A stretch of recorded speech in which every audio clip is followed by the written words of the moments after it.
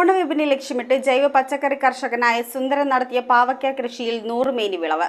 മറവൻതുരുത്തിൽ 30 saint സ്ഥലത്താണ് വലിയ പന്തലൊരുക്കി സുന്ദരൻ പാവയ്ക്ക കൃഷി നടത്തിയത്. വിളവെടുപ്പ് ഉദ്ഘാടനം panchayat vice president V T. Prathapan നിർവഹിച്ചു. ജൈവ പച്ചക്കറി കർഷകനായ മറവൻതുരുത്ത് കുലശേഖരമംഗലം നളന്തയിൽ സുന്ദരനാണ് പാവയ്ക്ക കൃഷിയിൽ വൻ നേട്ടം കൈവരിച്ചത്.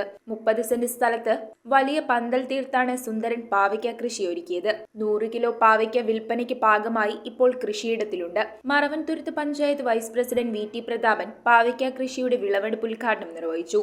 പഞ്ചായത്ത് പ്രതിപക്ഷ നേതാവ് പോൾ തോമസ് മണിയല അധ്യക്ഷത വഹിച്ച യോഗത്തിൽ മറവൻതുരുത്ത് കൃഷി ഓഫീസർ ആശ എ. നായർ മുഖ്യപ്രഭാഷണം നടത്തി. ഈ ഓണക്കാലത്തെ പച്ചക്കറി വിപണിയിലേക്ക് സുന്ദരൻ ചേട്ടൻ്റെ പച്ചക്കറികളും കൂടി എത്തുന്നു എന്നറിയുന്നതിൽ ഒരുപാട് സന്തോഷം. അതുപോലെ തന്നെ പഞ്ചായത്തിൻ്റെയും കൃഷിഭവന്റെ എല്ലാ പിന്തുണകളും എന്നും ഉണ്ടാകും.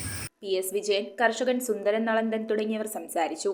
50 വർഷമായി ജൈവ പച്ചക്കറി കൃഷിയിൽ വ്യാപൃതനാണ് ഇദ്ദേഹം. 2.25 ഏക്കറിൽ പാവൽ, കോവൽ, പടവലം, മത്തൻ, കുമ്പളം, വിവിധ ഇനം വാഴകൾ തുടങ്ങിയവയാണ് കൃഷി ചെയ്യുന്നത്. കൃഷി ഓഫീസിൽ നിന്നും മുഖേനയും പഞ്ചായത്ത് വഴിയും കിട്ടുന്ന ഏത് സഹായം സുന്ദരൻ ചേട്ടന് കൊടുക്കുന്ന യാതൊരു സംശയവും വേണ്ട.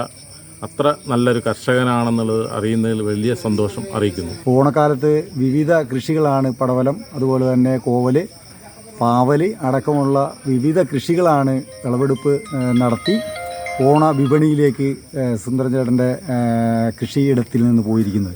ഏതായാലും മറവൻതുരുത്ത് ഗ്രാമപഞ്ചായത്തിന് അത്തരം കർഷകർ, പ്രത്യേകിച്ച് സുന്ദരൻ ചേട്ടൻ്റെ കൃഷിയൊക്കെ സംബന്ധിച്ച് ഇത്ര കർഷകരുടെ കാര്യത്തിൽ വലിയ അഭിമാനമുണ്ട്. ഇവർക്ക് വേണ്ട എല്ലാ സഹായങ്ങളും പ്രോത്സാഹനങ്ങളും പഞ്ചായത്ത് കൊടുത്തുകൊണ്ടിരിക്കുകയാണ്. News bureau, Vaikom. ഇറമ്പത്ത് ഗ്രൂപ്പിന്റെ ഇറ ഫർണിച്ചറിന്റെ എക്സ്ക്ലൂസീവ് ഷോറൂം 20,000 സ്ക്വയർ ഫീറ്റിൽ കോട്ടപ്പടിയിൽ. സ്കിൽഡ് ഡിസൈനേഴ്സ് ആൻഡ് എഞ്ചിനീയേഴ്സ് രൂപകൽപ്പന ചെയ്ത traditional and architecture design furniture. നിങ്ങളുടെ സ്വപ്ന ഭവനം ഒരു സ്റ്റേറ്റ് ഓഫ് ആർട്ടാക്കുവാൻ എന്നും നിങ്ങളോടൊപ്പം ഇറമ്പത്ത് ഇറ ഫർണിച്ചർ, കോട്ടപ്പടി, കോതമംഗലം.